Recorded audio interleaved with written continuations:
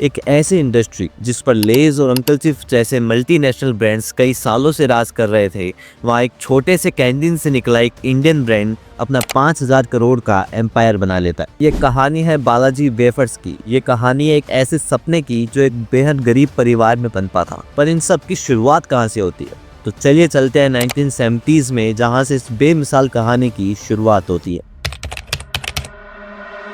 तो ये बात है 1972 की, जब गुजरात के एक छोटे से गांव में एक वीरानी परिवार रहा करता था। परिवार के मुखिया पोपट रामजी भाई वीरानी एक किसान थे, बट खराब मौसम और खराब फसलों के चलते उनके सारे सपनों पर पानी फिर गया था। घर की फाइनेंशियल कंडीशन काफी ज्यादा खराब हो गई थी और इस वजह से पोपट भाई ने अपनी जमीन बेच कर आए 20,000 रुपए अपने 3 बेटे चंदू भाई, भीकू भाई और कानू भाई को दे दिए, ताकि वो इनसे कुछ ना कुछ करके अपने फ्यूचर को सिक्योर कर सके। उस समय उनके सबसे छोटे बेटे चंदू भाई सिर्फ 15 साल के थे, बट उनके सपने बहुत बड़े बड़े थे। जब उनके बड़े भाई फर्टिलाइजर्स के बिजनेस में अपना हाथ आजमा रहे थे, तब चंदू भाई को कहीं और पोटेंशियल दिखाई दे रहा था। उनकी फैमिली राजकोट में शिफ्ट हो जाती है, जहाँ वो एस्ट्रोन सिनेमा के कैंटीन में काम करने लग जाते हैं और यही उन्हें उनका फर्स्ट आइडिया आता है थिएटर में मसाला सैंडविचेस बेचने का। इनका ये आइडिया थोड़ा बहुत चला, बट इन्हें वो बड़ी सफलता हाथ नहीं लगी, क्योंकि सैंडविचेस की शेल्फ लाइफ काफी कम होती थी, जिस वजह से इन्हें काफी लॉसेस का सामना करना पड़ता था। अब ये समय चंदू भाई की लाइफ का काफी टफ टाइम था। वो एक ऐसे स्नैक की तलाश में थे जिसकी शेल्फ लाइफ भी ज्यादा हो और वो सबको पसंद भी है। और फिर इनके सामने आते हैं पोटैटो वेफर्स, और इस तरह से चंदू भाई वीरानी का एक नया सफर शुरू होता है। उनकी पूरी फैमिली ने डिसाइड किया कि उन्हें एक न एक बार तो इस वेफर्स के बिजनेस में अपना हाथ आजमाना चाहिए। बट जब उन्होंने ये बिजनेस स्टार्ट किया, तब उनके सामने एक बड़ी परेशानी आई कि उनके सप्लायर्स रिलायबल नहीं थे। वो उन्हें डैमेज प्रोडक्ट बेच दिया करते थे। अब यहाँ पर चंदू भाई ने एक बोल्ड स्टेप लिया। उन्होंने सोचा कि क्यों ना हम खुद के ही वेफर्स बनाकर बेचे। और फिर क्या था, कुछ बेसिक इक्विपमेंट्स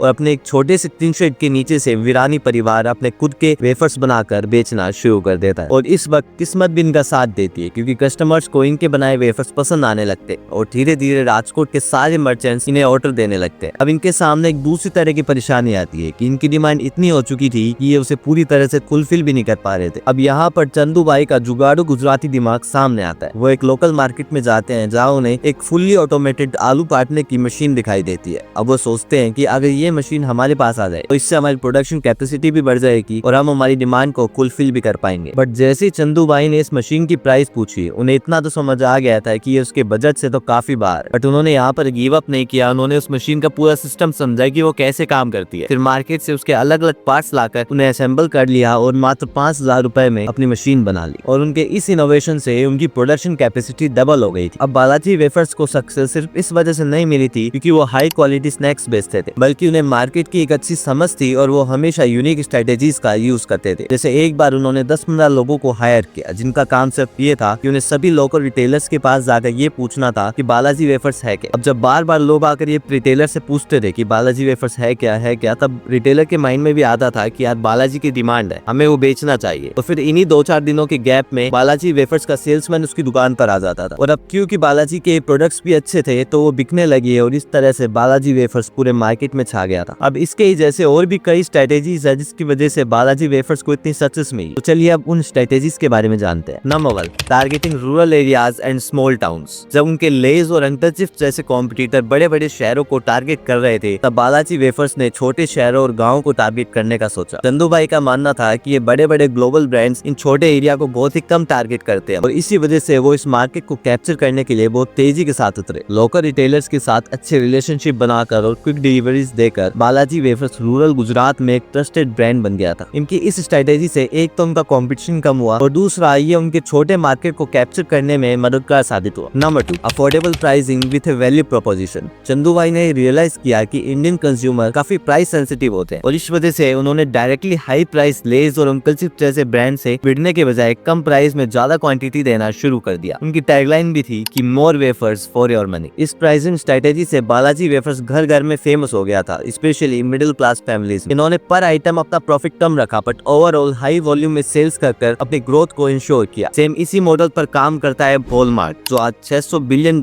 के रेवेन्यू के साथ दुनिया की सबसे बड़ी कंपनी बन गया। अब इसके ऊपर भी मैंने एक डिटेल वीडियो बनाया है, आप इस वीडियो के बाद उसे भी चेकआउट कर सकते हैं। Number 3, regional flavours for local audience. Balaji wafers की सबसे खास बात यही रही है कि उन्होंने अपने विदेशी कंपटीशन को देखकर अपने फ्लेवर्स नहीं बनाए, जैसे बारबेक्यू या सोर क्रीम एटसेट्रा, बल्कि उन्होंने लोकल ऑडियंस को टारगेट करने की किए लोकल फ्लेवर्स बनाए, जैसे मसाला मस्ती, चाट चस्का और टोमेटो ट्विस्ट। और ऐसे रीजनल प्रेफरेंस देने से बालाजी वेफर्स ने एक लॉयल कस्टमर बेस बना लिया था, जो ये समझता था कि बालाजी वेफर्स को उनके इंटरनेशनल कंपटीशन से ज्यादा अच्छी टेस्ट की समझ है। Number 4, direct retailer engagement. Chandu भाई की मार्केटिंग फिलोसॉफी बहुत सिंपल थी। उनका मानना था कि उनके रिटेलर सिर्फ उनके डिस्ट्रीब्यूटर नहीं बल्कि उनके पार्टनर्स थे, और इस वजह से उन्होंने इंश्योर किया कि बालाजी वेफर्स को बेचने पर रिटेलर्स को ज्यादा मार्जिन मिलना चाहिए इन कंपैरिजन टू बाकी कंपटीशन से, क्योंकि इससे वो मोटिवेट होकर बालाजी वेफर्स को और प्रमोट करेंगे। और अपनी इस स्ट्रेटेजी से बालाजी वेफर्स ने एक स्ट्रॉन्ग डिस्ट्रीब्यूशन नेटवर्क बना लिया था, जिसने इसकी सक्सेस में बहुत क्रूशियल रोल प्ले किया। Number 5, minimal advertisement, maximum word of mouth. इनके बाकी ग्लोबल कॉम्पिटिटर की तरह बालाजी वेफर्स ने टीवी पर एड चलाने में ज्यादा पैसा खर्च नहीं किया, बल्कि उन्होंने इसकी जगह वर्ड ऑफ माउथ मार्केटिंग पर रिलाई किया। ऐसे कस्टमर जो उनकी क्वालिटी और अफोर्डेबिलिटी से इंप्रेस थे, वो खुद ही इनके ब्रांड एम्बेसडर बनते गए और इनके नेटवर्क को बढ़ाते गए। अपने प्रॉफिट्स को प्रोडक्ट की क्वालिटी सुधारने में री इन्वेस्ट करके और अपने नेटवर्क को लगातार एक्सपेंड करके बालाजी वेफर्स बहुत तेजी से आगे बढ़ता गया। Number 6, strategic packaging innovation. जब लेज की पेरेंट कंपनी पेप्सिको ने बालाजी वेफर्स पर सेम पैकेजिंग को लेकर केस कर दिया था, तब ये मोमेंट बालाजी वेफर्स के लिए काफी बड़ा झटका साबित हो सकता था, और स्पेशली तब जब पेप्सिको ये केस जीत भी जाती है। बट चंदू भाई ने इसे एक अपॉर्चुनिटी की तरह देखा और बालाजी वेफर्स को बोल्ड कलर और यूनिक डिजाइन के साथ रीब्रांड करने का सोचा। अपने इस मूव से एक तो वो लीगल ट्रबल से बच गए और दूसरा बालाजी वेफर्स की मार्केट में एक यूनिक आइडेंटिटी बन गई। आज बालाजी वेफर्स स्मार्ट मार्केटिंग और डीप मार्केट अंडरस्टैंडिंग की एक मिसाल बनकर खड़ा है। रूरल एरियाज पर फोकस कर वैल्यू फॉर मनी देकर और रिटेलर्स के साथ अच्छे रिलेशनशिप बनाकर उन्होंने सभी ग्लोबल कंपटीशन को आउटशाइन कर लिया। अब वीरानी परिवार की कहानी भी स्ट्रगल से शुरू हुई थी, बट उन्होंने अपने सपनों पर विश्वास रखा, जिसकी वजह से वो लाखों लोगों को इंस्पायर कर पाए। अब जब भी आप नेक्स्ट टाइम बालाजी वेफर्स खरीदे तो याद रखिएगा कि ये जस्ट एक स्नैक कंपनी नहीं है, बल्कि एक मार्केटिंग की मास्टर क्लास है। तो अगर आपको ये वीडियो पसंद आए तो चैनल को सब्सक्राइब कर लीजिए, और हाँ, वॉलमार्ट वाली कहानी जाननी है, राइट वाले वीडियो पर क्लिक कीजिए।